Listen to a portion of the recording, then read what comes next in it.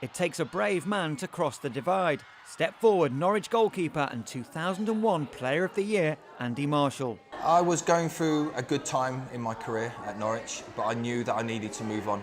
I knew that I'd had my period of time and I needed to go and test myself elsewhere. Ipswich was one of the main clubs that came in for me at the end of the season. It was a bold and brave move, moving down to Ipswich. I could understand why he did it. You know, they were in the Premier League. He kept it very quiet. None of us knew. We were all shocked.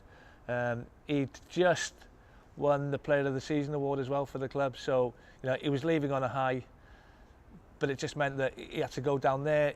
He was going to get stick off their fans, whatever happened. You know, the slight one mistake and they were going to be on his back. It was big news. It was big news, yeah. It dominated the back pages here, I remember.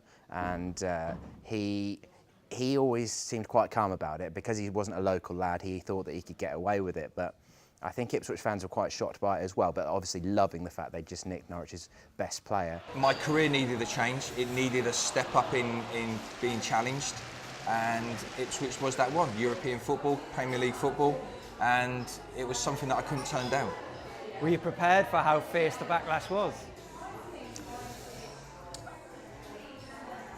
I would say to a certain extent, but when I went back to Carrow Road, it was vicious. On March the 2nd, 2003, Marshall returned to the ground where he was once loved. Andy Marshall was not popular at all. And that first game that he came back really did create a bit of fuss. I do remember when we turned up at Carrow Road on the coach.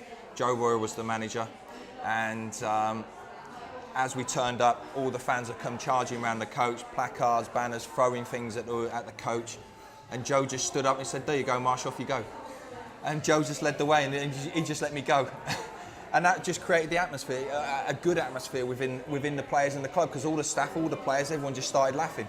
And I had to walk off and face it. Was there a feeling amongst Norwich fans that we're going to get him? Big time, too much, if anything. I remember that game quite vividly because it was Norwich-Ipswich games are always big atmospheres, but they're not necessarily angry, vicious atmospheres, because that generally isn't what people in Suffolk and Norfolk are like, where we tend to be a bit more relaxed in East Anglia. But that game, Norwich fans were furious and they could not wait to abuse Andy Marshall, and so much so that the focus was purely on him that day. Did it cross over the line? Maybe a little bit, but I do understand Norwich's point of view.